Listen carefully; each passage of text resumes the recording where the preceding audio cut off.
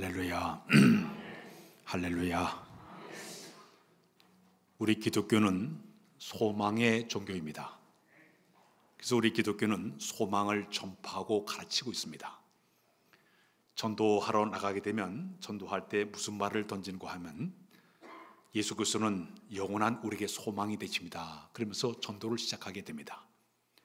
죄와 사망의 모든 권세를 이기신 분이기 때문에 소망의 주님을 전하면서 이렇게 전도를 하게 됩니다.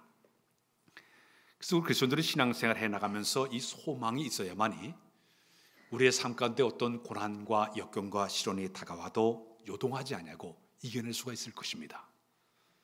그러나 우리의 마음속에 소망이 없게 되면 어떤 상황이 닥치게 되면 좌절하게 되고 낙심하게 되고 또 포기하게 되고 여러 가지 우리가 힘든 이런 신앙생활 삶을 살게 될 것입니다.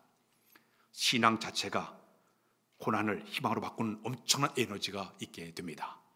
성경 말씀을 보게 되면 시편 146편 5절에 우리 읽을까요? 시작. 야곱의 하나님을 자기의 도움으로 삼으며 여호와 자기 하나님께로 자기의 소망을 둔 자는 복이 있도다. 또 한 거 보겠습니다. 시편 62편 5절 시작. 나의 영혼아 잠잠히 하나님만 바라라. 물은 나의 소망이 그로부터 나오는도다. 우리 모두가 소망을 품어야 될 줄로 믿습니다. 스위스의 유명한 심리학자 가운데 빅터 프랭클이라는 분이 계십니다. 이분은 제2차 세계대전이 일어났을 당시에 그 당시에 죽음의 수용소라 불리는 아우슈비츠 수용소에서 그가 수용생활을 하게 되었습니다. 그때 유대인들이 이 나치들에 의해서 끔찍한 고문을 많이 당하고 수많은 사람들이 죽음의 고비를 넘기면서 많은 사람들이 죽음을 당하게 됩니다. 그땐 그는 수용소 안에서 언젠가는 이 무서운 시대가 끝날 것이다 마음의 소망을 품게 되었습니다. 그럼 내가 이 수용소를 나가게 되면 내가 모든 사람들에게 이 삶의 희망을 전 세계 사람들에게 알려주겠다, 그런 마음의 소망을 품게 되었습니다. 여러 가지 고통과 시련과 죽음의 공포가 올 때마다 그는 열심히 하나님께 기도하면서 견디면서 어려움을 잘 이겨내게 되었습니다. 사람이 끌려나가 고문을 당하게 되고 죽음을 당하게 되고 매질 당하게 되고 빈가지 학대를 당할 때에도 끝까지 하나님만 의지하면서 견뎌내게 되었습니다. 마침내 그는 이제 그 희망 때문에 소망 가운데 하나님의 믿음을 통해서 마침내 수용소에서 나오게 되었습니다. 그 후에 그는 전 세계를 다니면서 정말 하나님만이 나의 소망이 됐기 때문에 내가 이 모든 고난을 이겨냈습니다, 모든 사람들에게 전파하면서 다니게 되었습니다. 그분이 이 모든 어려움을 이겨낸 것은 하나님께 대한 희망이 있었기 때문에, 소망이 있었기 때문에 그 어려움을 이겨냈다고 그는 고백하게 됩니다. 우리가 신앙생활 하면서 어려움을 당할 때, 저도 이 찬송가를 어릴 때 많이 불렀던 기억이 나는데 우리 찬송가 한번 불러볼까요? 487장 우리 찬양 한번 불러보겠습니다. 어둠 후에 빛이 오며 찬양 한번 불러보겠습니다. 뜻을 의미하면서 우리 불러볼까요? 어둠 후에 빛이 오며 바람 문 후에 잔잔하며 소나기 후에 햇빛 나며 수고한 후에 쉼이 있네. 연약한 후에 강건하며 애통한 후에 위로받고 눈물 난 후에 웃음 있고 씨 뿌린 후에 추수하네. 괴로움 후에 평안 있고 슬퍼한 후에 기쁨 있고 멀어진 후에 가까우며 고독한 후에 친구 있네. 고생한 후에 기쁨 있고 십자가 후에 영광이고 죽음 후에 영생하니 이러한 복가 진리로다. 삶에 대한 반드시 소망이 있는 줄로 믿습니다. 희망이 있는 줄로 믿습니다. 어느 하루살이하고 메뚜기가 함께 놀았습니다. 저녁이 되었습니다. 이제 어둠이 점점 가까우게 되니까 메뚜기가 하루살이에게 야, 오늘은 그만 놀고 내일 다시 만나자 그랬습니다. 근데 하루살이가 내일이 뭔데? 깜깜한 밤이 지나면 밝은 내일이 온대. 그게 내일이야? 난 생전 처음 들어봤어. 이 하루살이는 하루를 살다 보니까 내일이 없어요. 그러다 보니까 나는 처음 듣는 이야기라고 얘기하고 있습니다. 우리 그리스도인 가운데 어떤 사람은 하루살이 인생을 사는 사람이 있습니다. 그저 이 땅에서 산 날 동안 먹고 마시고 즐기고 그러다가 죽으면 끝내 이렇게 생각하는 사람이 있습니다. 그러나 우리 그리스도인들은 그렇지 않죠. 이 세상이 끝이 아닙니다. 영원한 세계가 준비되어 있는 줄로 믿습니다. 이 세상이 하루살이 인생이 끝나는 것이 아니라 영원한 나라, 영원한 세계이기 때문에 우리 이 땅에서 살면서 어려운 고난과 시련과 아픔을 당해서 참고 인하다가 저 영원한 그런 것이 우리의 소망이 되는 줄로 믿습니다. 지난주에 신문 조선일보를 쭉 보다 보니까 이런 내용이 나오고 있습니다. 갤럽 조사를 했습니다. 전 세계 61개국에 5,778명을 조사를 했습니다. 신이 있다 믿는 사람을 체크하라 그랬습니다. 전 61개국의 사람들 가운데 72%가 신이 있다고 믿어요. 그 가운데 아프리카나 세네겔 지역에 있는 사람들은 97%가 신이 있다고 믿고 있습니다. 나이지리아나 파키스탄이나 아랍에미리트, 요단, 시리아 지역에 있는 사람 100%가 신이 있다고 믿고 있습니다. 그런데 우리 한국 사람은 신이 있느냐 믿느냐 물어봤더니 41%가 신이 있다고 믿고 있습니다. 죽은 다음에 우리나라에 물어봐서 천국이 있다고 믿느냐 물어봤더니 30%만 천국이 있다고 믿어요. 29%가 지옥이 있다고 믿고 있습니다. 한국 사람들은 41%가 신이 있다고 믿고 나머지 60% 이상이 신이 없다고 믿고 있습니다. 물어봤습니다. 당신은 종교적인 사람인가 물어봤더니 36%가 자기는 종교가 있다고 얘기하고 나머지는 전부 다 무신론자가 그렇게 많이 있다고 통계가 나왔습니다. 여러분, 우리는 우리 주변에 믿는 사람들이 많기 때문에 많은 민족을 체크했더니 아니에요. 지금 우리 주변에 무신론자들이 상당히 많이 있고 천국이 없다고 믿는 사람들이 굉장히 많이 있다는 이야기입니다. 결국은 뭐냐니까 그 61개국 가운데 우리나라 사람들은 전체의 48위입니다. 신이 없다고 믿는 사람, 이 신앙을 갖고 있는 것이 우리나라 사람들의 모습이라고 소개를 하고 있습니다. 일본은 15%밖에 없습니다. 자, 여러분, 우리가 살아가면서 우리의 눈에 이 보이는 이 세상의 소망만 가지고 사는 것이 아니라 우리는 저 하늘 아래의 소망을 품고 사는 우리의 신앙의 모습이 되어야 될 줄로 믿습니다. 오늘 본문의 내용을 좀 배경을 여러분들에게 설명을 하고 싶습니다. 우리 예수님이 십자가에 돌아가신 지 3일 만에 무덤을 깨뜨리고 부활을 하셨습니다. 그런데 우리 예수님이 십자가에 돌아가실 때 그 장면을 본 사람들이 많았습니다. 그 당시에 예수님을 따르던 제자들, 예수님을 따르는 수많은 초대교회 성도들, 가족들이 그 비참하게 그 십자가에 돌아간 예수님을 목격하면서 그들의 마음의 이 충격 때문에 큰 슬픔과 두려움으로 그들의 마음이 가득 차게 되었습니다. 자, 근데 우리 예수님이 돌아가신 지 3일 만에 부활했습니다. 안식일 첫날 새벽에 딱 무덤을 깨뜨리고 우리 예수님께서 부활하셨어요. 무덤을 제일 처음 찾아가던 막달라 마리아가 부활의 주님을 만나 뵈었어요. 그 제자들에게 찾아와가지고 예수님 부활했다고 소식을 전하니까 베드로와 요한이 쫓아가서 빈 무덤을 잃어보니까 예수님을 쌌던 세마포가 개어져 있고 이 머리에 쌌던 수건이 개어 있는 모습을 다 발견을 했습니다. 자, 그런데 이 예루살렘 거리에 예수님 부활했다는 소식이 쫙 퍼져가기를 시작을 했어요. 예수님이 살아났대, 부활했대 소식이 쫙 흘러갔어요. 자, 그런데 이상한 일이 생겼습니다. 또 다른 소식이 들려왔습니다.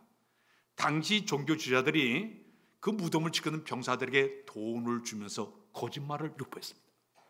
예수는 부활한 것이 아니라 제자들이 훔쳐갔다고 시체 도난서를 얘기하기를 시작했습니다. 그러니까 예루살렘 거리는 두 가지 소문이 있어요. 하나는 예수님이 살아나셨다. 예수님 살아난 것이 아니라 시체를 도둑질했다. 이 두 가지가 계속적으로 흐르다 보니까 사람들의 마음속에 긴가민가하는 그런 가짜 뉴스와 진짜 뉴스 사이에서 사람들이 혼동하기를 시작을 했습니다. 자, 이런 술렁술렁되는 이런 상황에서 이 준수한 이 사이에 예루살렘에서 엠마오길로 내려가는 두 사람이 있었습니다. 예루살렘에서 그 엠마오까지의 거리는 25리, 한 12km 정도 되는 가까운 거리입니다. 거기에 두 사람이 내려갔는데 한 사람은 글로벌한 사람이었습니다. 이 글로벌한 사람은 예수님의 아버지 요셉의 형제입니다. 그리고 또 한 사람은 시몬이라는 사람이 갔는데 이 사람은 바로 여기는 글로바의 아들 시몬이었습니다. 근데 이 두 사람이 이제 이 사람은 예수님의 12제자가 아니라 신실하게 주님을 따랐던 이 비그리스도 따랐던 이런 사람들이에요. 제자들이에요. 근데 이들이 이제 내려가면서 실망 가운데서 그들이 고난의 슬픔 소식을 또 한편으로는 그 희망적인 소식 이 두 가지라 번거로워 생각하면서 터벅터벅 그들이 이제 엠마오길을 걸어가고 있는데 부활하신 예수님께서 걸어가는 그들에게 갑자기 나타나셨습니다. 그래서 그들이 대화하는 가운데 끼어들어서 주님께서 질문하고 있죠. 너희가 지금 이 길을 걸어가면서 무슨 말을 주고 받았느냐 물어봤습니다. 그랬더니 이 두 사람이 아주 슬픈 얼굴로 이런 얘기를 하고 있습니다. 당신은 그날이 예루살렘에 있었던 일을 전혀 알지를 못합니까? 무슨 일이냐고 예수님이 물어봤습니다. 부활의 주님 물어보니까 나사렛 예수의 일인데 그가 참 말도 잘하고 능하신 선자였는데 이 대장과 이 관원들이 그를 갖다 십자가에 끔찍하게 죽여버렸습니다. 그는 끔찍하게 세상을 떠났습니다. 우리는 그분이 구속자인 줄 바랐는데 그분이 이렇게 세상을 떠났으니 얼마나 슬픈지 모른다고 실망스러운 그런 말을 하게 되었습니다. 그때 우리 예수님께서 이 두 사람에게 이제 성경의 말씀을 쭉 이제 들려주기 시작합니다. 근데 그들이 그런 얘기합니다. 우리가 더 놀라운 소식을 하나 들었는데 어떤 여자들이 우리가 놀라게 한 일이 있습니다. 그분이 살아났다고 천사의 음성을 들은 그런 얘기를 우리가 들었습니다.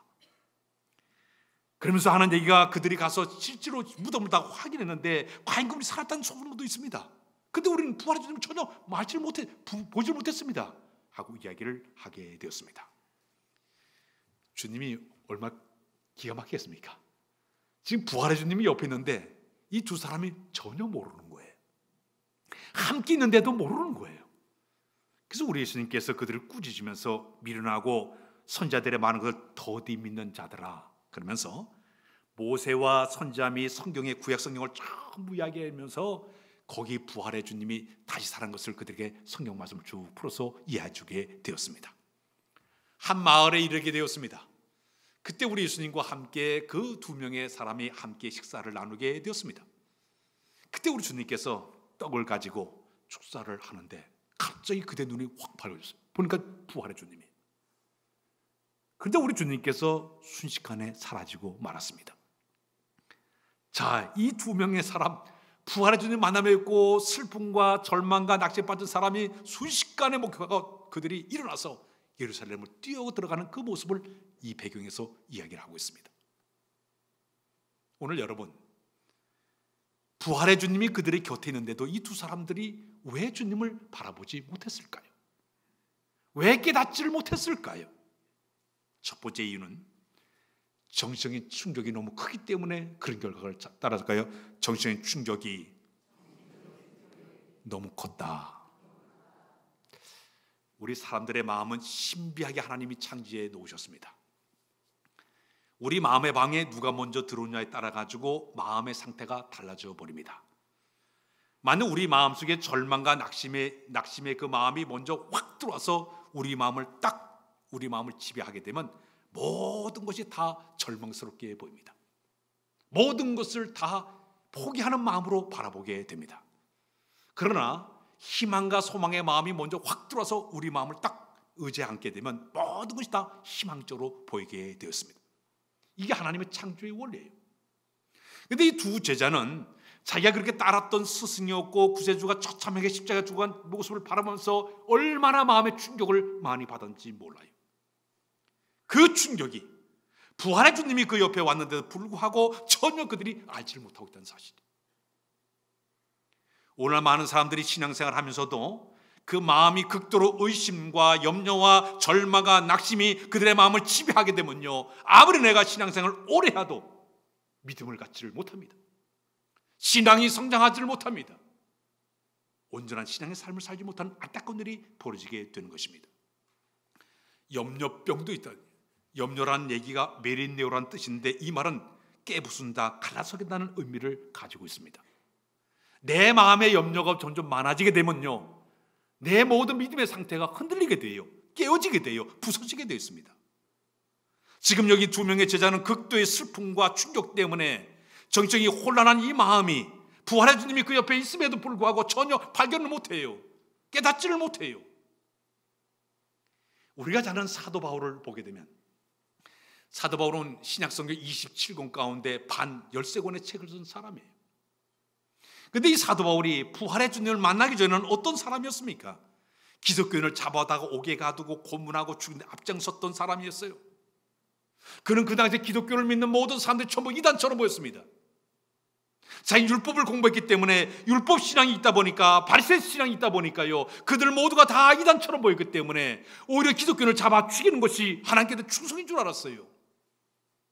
핍박을 가하는 이 자체가 하나님께 대한 엄청난 열심인 줄 자기는 착각을 했습니다.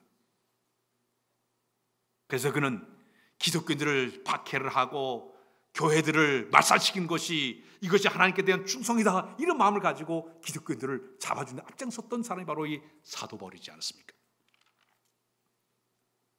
오늘 여러분 이 땅에 살아가면서도 오늘 지금 다 예배를 지금 드리고 있어요. 예배를 드리면서 우리의 마음에 무엇을 지배하느냐에 따라 가지고 우리가 온전한 예배를 드릴 수도 있고 온전치 못한 예배를 드릴 수가 있을 거예요. 어떤 사람은요, 예배를 드리면서 아이고 오늘 설교 짧았으면 좋겠다, 예식장 빨리 가야 되는데. 어떤 사람은 오늘 내가 예배 끝나다 사업자를 만나야 되는데 그 사업가를 만나가지고 무슨 얘기할지 온통 머리가 복잡한 사람이 있을 거예요. 어떤 사람은 오늘 선보러 가는 사람은요, 무슨 옷을 입고 갈까, 화장은 어떻게 할까, 미용실을 어디로 갈까, 마음이 복잡하기 때문에 설교가 제대로 들어오지 않을 것이에요. 예배 끝나면 낚시 가야지, 골프 치러 가야지, 아마 그렇게 되면요 설교 시간에 아주 복잡한 마음이 될 것입니다. 비대면 예배 드릴 때 사람들이 예배 드린 모습을 보게 되면요, 그 휴대폰으로 예배를 드리다가 그저 예배 드리는 곳에서 잠바람에다가 하다가 그 설교가 싫으니까 딴 설교 듣기도 하고, 딴 교회에 가서 예배 드리기도 하고, 손님으로 쫓아나가서 만지하고 예배를 엉망으로 드리는 사람들이 굉장히 많았어요. 이게 습관되니까 아예 예배를 못 나오는 사람들이 얼마나 많이 있습니까? 사랑하는 여러분, 우리가 예배당에 나와서 내 마음의 문을 열고 주의 말씀을 내가 귀담아 들으면서 은혜를 사모하는 마음을 갖는 것은 은혜의 축복이 되는 줄로 믿습니다. 마태복음 13장에 보게 되면 우리 예수님의 비유 가운데 씨 뿌린 자의 비유가 있습니다. 그 씨 뿌린 자의 비유를 보게 되면 네 가지의 마음을 이야기하고 있습니다. 어떤 사람은 돌짝 같은 마음을 가진 사람이 있습니다. 마음속 깊숙이 돌이 꽉 차 있기 때문에 아무리 말씀의 씨앗이 떨어도 뿌리를 깊게 내지 못하니까 햇빛이 쬐니까 말라 죽고 말았습니다. 가시덤불 같은 사람이 있습니다. 세상의 염려와 재력이 가득 차서 아무리 말씀의 씨앗이 떨어져도 기운이 다 뺏겨야 되니까 열매 맺지 못한 사람이 있습니다. 세 번째 사람이 있습니다. 길가에 떨어진 씨앗처럼 길가 뺀질뺀질해서 설교를 많이 듣다 보니까 아주 마음의 상태가 뺀질뺀질해서 씨앗이 뿔을 못 내니까 새들이 와서 다 주워 먹고 말았습니다. 그런 네 번째 마음이 있습니다. 옥토가 있습니다. 말씀의 씨앗이 떨어질 때마다 그 뿔을 깊게 내리면서 자라나서 30배, 60배, 100배씩 맺었다고 성경은 이야기하고 있습니다. 오늘 여러분 이 아침에 우리가 주 앞에 예배 드릴 때마다, 하나님께 신령한 예배를 드릴 때마다 말씀을 사모하는 마음으로 나와서 예배 드리는 이 모든 마음, 내 마음의 잘못된 마음을 제거해버리고 열린 마음으로 주 앞에 나가는 이 자세가 하나님의 축복된 사람이 되게 될 줄로 믿습니다. 예배학 가운데 그런 얘기가 있습니다. 예배를 때 우리 마음에 닿는 마음의 요소가 5가지가 있다고 소개하고 있습니다. 우리 마음의 예배 때 우리 마음을 닫는 첫 번째 마음이 뭐냐면 죄책감이에요. 따라서 그 죄책감. 과거의 죄로 꽉 죄책감 누리다 보니까 스스로 자학하고 자책하다 보니까 예배를 제대로 드리지 못하는 사람이 있습니다. 두 번째는 이 속에 용왕이 부글부글 끓는 것처럼 분노가 있는 사람이 있어요. 속에 분노가 가득하다 보니까 불평이 많습니다. 원망이 많습니다. 그러다 보니까 예배의 진정한 말씀이 들려오지를 않습니다. 세 번째는 이기심이에요. 자기밖에 모르는 남은 전혀 의식하지 아니하고 남에게 도움 주기 위한 자기 것만 생각하는 이기적인 마음이 그 마음을 지배할 때 하나님의 거룩한 말씀이 들어오지 않게 되고 예배 실패자가 된다는 얘기입니다. 다섯 번째가 질투심이에요. 남이 잘된 꼴을 못 보는 거예요. 마음에 안 드는 거예요. 그러다 보니까 자기 자신이 하나님의 은혜의 자리로 나가는데 굉장한 방해물이 장애물이 된다는 얘기입니다. 마지막에는 의심입니다. 매사에 모든 걸 다 믿지를 못하여 남편도 못 믿고 아내도 못 믿고 목회자도 못 믿고 다 못 믿으니까 은혜를 받고 싶어도 은혜 받지 못하는 안타까운 일이 벌어지게 된다고 얘기합니다. 그러나 반대로 은혜의 자리로 나갈 수 있는 마음의 자세는 또 다섯 가지를 소개하고 있습니다. 그게 첫 번째가 뭐냐? 감사하는 마음. 따라서 감사하자. 오늘도 생명 주신 하나님께 감사하는 마음으로, 은혜 주신 하나님께 감사하는 마음으로 내가 나와서 하나님 앞에 예배의 자리로 나갈 때마다 그에게 놀라운 은혜를 허락해 줄 줄로 믿습니다. 두 번째는 우리의 마음에 자족하는 마음이 필요하다고 볼 수가 있습니다. 있는 것을 족한 줄 알고 내가 자족하는 마음으로 주 앞에 나와 예배할 때마다 그 마음속에 하나님의 은혜가 주어지게 되는 것입니다. 세 번째는 사랑하는 마음이다. 사랑하는 마음. 하나님을 사랑할 때 마음을 다하고 뜻을 다하고 성품을 다하여 하나님을 사랑하고 교회를 뜨겁게 사랑하는 그런 마음이 그 마음에 넘쳐야만이 예배의 성공자로 쓰임받게 되는 것입니다.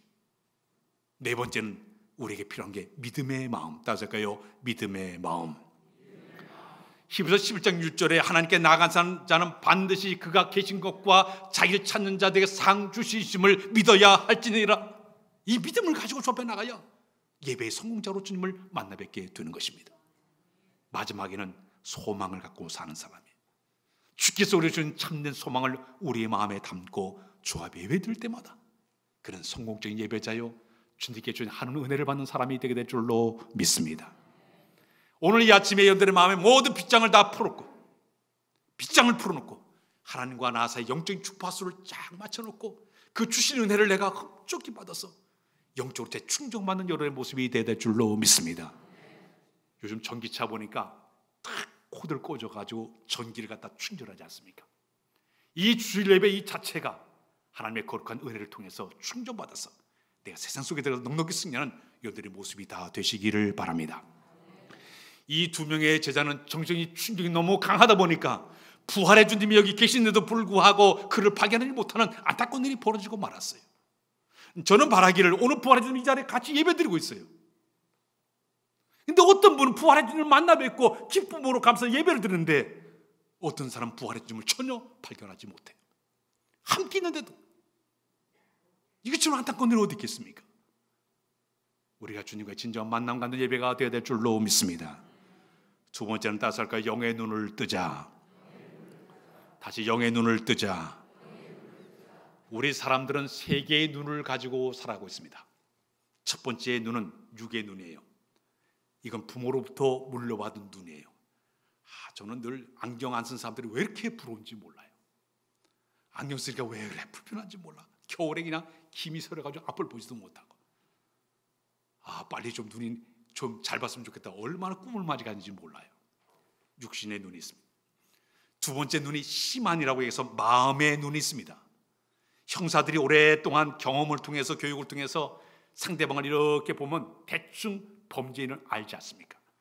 저 서울역에 가게 되면 거기 지하철 타고 내려가는데 거기 보면 이렇게 사람들이 형사들이 내려봐요. 수상하다 그러니까 딱 잡지 않습니까? 이거 시만 마음의 눈이라고 이야기하고 있습니다. 세 번째 눈이 있습니다. 영 안에 있습니다. 신령한 세계를 바라보는 영적인 세계를 바라보는 눈이에요. 이걸 영안이라고 얘기하고 있습니다. 우리 그리스도인들은 영안의 눈이 떠진 역사를 경험해야 될 줄로 믿습니다. 우리 자는 사도 바울이 다메섹의 부활의 주님을 만나지 않았습니까? 하늘부터 엄청난 성령의 조명을 받았습니다. 그가 말에 떨어졌습니다. 음성이 들려 사울아 사울아 내가 어찌 나를 핍박하냐? 나는 내가 핍박한 예수라. 주님의 음성이 들려와요. 그때 이 사도 바울 주여 누구십니까? 물어보지 않습니까? 그런데 놀라운 데는 이 사도 바울이 부활의 주님을 만나 뵙고 대화를 하고 있는데 그 옆에 함께 따라온 병사도 있었는데 전혀 그 소리를 듣질 못해요. 천둥 소리가 울렸나? 그렇게 생각했어요. 모든 사람 같이 있는데 그 자리에서 여기 있는 사도 바울은 영의 눈을 밝히 뜨고 부활의 주님을 바라보고 그의 음성을 들었어요. 그런데 함께한 모든 사람들은 보질 못했어요. 듣질 못했어요. 그 다음에 이 사도 바울의 눈이 감겨져 버렸어요. 앞을 보지를 못해요. 사도 바울을 데리고 직가라 도시로 들어갔습니다. 3일 동안 그 눈을 뜨지 못했는데 아나니아 선지자가 와서 그에게 기도하자 그의 눈에 비늘이 떨어져 놨다고 얘기합니다. 그러면서도 이 사도 바울이 육의 눈도 떴고 그 영의 눈을 뜨면서부터 하나님께 그에게 놀라운 은혜를 허락해 주게 되니까 고린도후서 12장에 보면 그는 하늘 저 셋째 하늘에 이끌려가서 천국에 가서 하늘의 신비한 모든 걸 다 보고 엄청난 소리를 듣고 왔다고 얘기하고 있습니다. 사랑하는 여러분, 이 아침에도 영의 세계를 바라보는 눈이 우리에게 필요한 줄로 믿습니다. 그래야 영적인 모든 세계를 분별하게 되는 것이에요. 고린도전서 2장 13절 시작. 우리가 이것을 말하거니와 사람의 지혜로 갖추는 말로 아니하고 오직 성령께서 가진 것을 하니 영적인 일은 영적인 것으로 분별하느니라. 영의 눈을 떠야만이 영적인 모든 세계를 이해하게 되는 것이에요. 믿게 되는 것이에요. 스데반 집사가 돌에 맞아 순교할 때 어떻게 했습니까? 돌로 치려는 모든 사람들은 다 못 봤어요. 그러나 스데반에서 눈을 들어서 바라보니까 부활의 주님이 하나님 보좌 우편에 서 계신 모습을 바라보지 않았습니까? 영의 눈이 뜨게 되니까 부활의 주님을 바라보지 않았습니까? 이 두 사람은요, 영적인 눈이 감게 되니까 부활의 주님을 전혀 옆에서 함께 가고 대화를 하는데도 전혀 알지를 못했습니다. 언제 눈을 뜨게 됐냐? 그들이 식사하기 위해서 주님이 떡을 들어 축사할 때 그때 영의 눈을 뜨게 되는 이런 일이 벌어지게 됩니다. 오늘날 마찬가지예요. 열심히 신앙생활 하면서도 영적인 세계를 모르니까, 영적인 이 감각을 모르니까 이해를 못한 사람들이 굉장히 많아요. 오늘 아침에 여러분 신령한 주님과 진정 만남을 갖고 영적인 눈이 밝아져서 영적인 세계를 이해하는 여들의 모습이 되어야 될 줄로 믿습니다. 찬송가 작사 지난번에 소개한 분인데 페니 크루스비라는 사람이 있습니다. 이 사람은 난지 6개월 만에 의사가 실수를 해가지고 시각장애인이 되게 되었습니다. 그런데 이 사람은 매우 영리한 사람이었어요. 어릴 때부터 시를 잘 쓰게 되었죠. 그런데 앞을 잘 보지 못하다 보니까 깊은 절망과 좌절 가운데 어둠의 세월을 그가 살게 되었습니다. 그러다가 그가 나이가 30세가 되었을 때 뉴욕에 있는 어느 집회에 참석하게 되었습니다. 근데 그 집회에서 찬양 웬일인가 나를 위해 주 돌아가셨나 그 찬송을 부른 가운데 갑자기 그의 마음에 감동이 일어나면서 주님과 영적인 진정 만남을 갖게 됩니다. 비록 앞을 보지 못하는 시각장애인이었지만은 그 순간 하나님과의 진정 영적인 만남을 통해서 어둠에서 새로운 자유함을 갖게 되고 한 줄기의 빛을 통해서 그가 영적인 세계를 바라보는 눈을 뜨게 되었습니다. 마침내 그는 고백하기를 내 몸밖에 들을 게 없어서 이 몸을 주께 바칩니다. 그런 마음을 가지고 하나님 주신 재능을 가지고 그가 시를 쓰기를 시작을 했습니다. 그가 시를 쓴 것을 가지고 찬송을 만들었죠. 오늘 우리들이 부른 찬송가 가운데 23곡의 곡이 들어가 있습니다. 여러분들 잘 아는 우리 잘 아는 찬송 가운데 오 놀라운 구세주 예수 내 주 인내하신 구세주여 나의 영원하신 기업 생명보다 귀하다. 또 거기 보면 나의 갈 길 다가도록 예수 인도하. 이 모든 찬양을 그분이 쓰게 됩니다. 그는 95세까지 살면서 8,000곡의 엄청난 찬송을 쓰신 사람이 되겠습니다. 그 이유는 영적인 주님과의 만남이 있었기 때문에, 영의 눈을 떴기 때문에 가능한 사람이 된 줄로 믿습니다. 오늘 아침에도 여러분들이 영의 눈을 뜨는 여러분의 모습이 되어야 될 줄로 믿습니다. 그럼 내가 영의 귀와 영의 눈을 뜨는 방법이 도대체 무엇이 있을까요? 두 가지 방법이 필요합니다. 첫 번째는 말씀이에요. 따라서 할까요? 말씀. 부활의 주님이 두 사람과 만나가지고 성경을 풀어줄 때에 이 두 사람이 32절에 보니까 이렇게 고백하고 있습니다. 우리 속에 그가 성경을 풀어줄 때 가슴이 뜨거워지지 아니했더냐 얘기하고 있습니다. 주님께서 그들에게 성경을 풀어 얘기할 때 우리 가슴이 뜨거워지지 아니했더냐 고백을 하고 있습니다. 사랑하는 여러분, 말씀 자체가 바로 하나님의 감동으로 됐기 때문에 그 말씀이 하나님의 말씀이 되는 줄로 믿습니다. 마태복음 13장 16절에 그런 말씀을 시작. 그러나 너의 눈을 봄으로 너에게는 들음으로 복이 있도다. 사랑하는 여러분, 이 두 제자에게 주님의 말씀을 풀어줄 때 그들의 가슴이 뜨거웠다고 얘기하고 있습니다. 베드로 사도가 예루살렘 거리에 나가지고 초대교회 성도들 설교할 때 그들이 가슴 후벼파면서 그들이 우리가 어찌할꼬 회개하면서 3,000명 된 사람들이 예수 믿는 역사가 일어나지 않았습니까? 말씀만 전하는데도 그들이 회개 역사가 일어나게 되었습니다. 사도행전 7장 54절 이하에 보게 되면 스데반 집사가 공회에 끌려가서 설교할 때 그들의 마음에 찔림을 받았다고 이야기하고 있습니다. 가슴이 찔림을 받고 가슴이 뜨거워지고 어찌할꼬 이 모든 과정들, 이 모든 것은 하나님의 거룩한 말씀이 정확하게 그 심령에 들어갈 때 가능한 줄로 믿습니다. 히브리서 4장 12절의 말씀을 보게 되면 하나님의 모든 말씀은 활력이 있고 사회의 어떤 낯선 고모도도 예리하여 관절과 골수와 혼과 모든 걸 다 찔러 쪼기까지 한다고 성경은 이야기하고 있습니다. 주의 낯선 고의 말씀이 우리 속에 들어올 때 심령 상태에 이런 변화 역사가 일어나게 되는 것입니다. 저는 바라기를 이 아침에 여러분들의 가슴이 그의 거룩한 말씀이 우리 심령 속에 들어올 때마다 뜨거움을 경험하시기를 바랍니다. 수술의 역사가 나타나기를 원합니다. 변화받기를 원합니다. 사모하는 자들에게 이런 은혜를 허락해 줄 줄로 믿습니다. 두 번째는 뭡니까? 주님과 함께 떡을 나누는 순간에 역사가 일어나지 않았습니까? 우리 예수님께서 이제 이 두 사람들에게 떡을 떼어 그들에게 나눠주자. 주님과 함께 식탁 속에서 눈이 확 밝아지면서 부활의 주님을 맞이하게 됐어요. 오늘날로 얘기하면 성찬을 통해서 이런 역사가 나타나게 되겠죠. 사랑하는 여러분, 우리가 성찬을 통해서 말씀을 통해서 내가 주님을 사모하는 마음으로 나갈 때 주님은 어떻게 우리에게 다가와서 우리를 만나줄지 모르기 때문에 사모한 마음, 겸손한 마음으로 조합해 나갈 때마다 이런 은혜를 경험하게 될 줄로 믿습니다. 우리가 잘 아는 지난주에도 말씀 묵자면 베드로가 갈릴리 해변에서 부활의 주님을 만나 배운 다음에 그 식탁을 통해서 거기서 회복시키는 역사를 허락해 주지 않았습니까? 저는 이 아침에도 주님이 이곳에 찾아오사 말씀을 나눔을 통해서 은혜를 통해서 주님을 만나 뵈는 이런 역사를 허락해 줘야 될 줄로 믿습니다. 이 엠마오길의 이 두 제자 주님, 부활의 주님을 만나 배운 다음에 그들이 어떻게 했습니까? 예루살렘을 향해서 뛰어갔습니다. 내가 부활의 주님을 만났다. 우리가 부활의 주님을 만났다. 제자리에 가서 담대하게 그들이 선포하지 않았습니까? 오늘도 마찬가지. 이 아침에 내가 부활의 주님을 만나 뵙게 되면 우도 쫓아나가서 부활의 주님을 증거하는 자로 쓰임받게 될 줄로 믿습니다.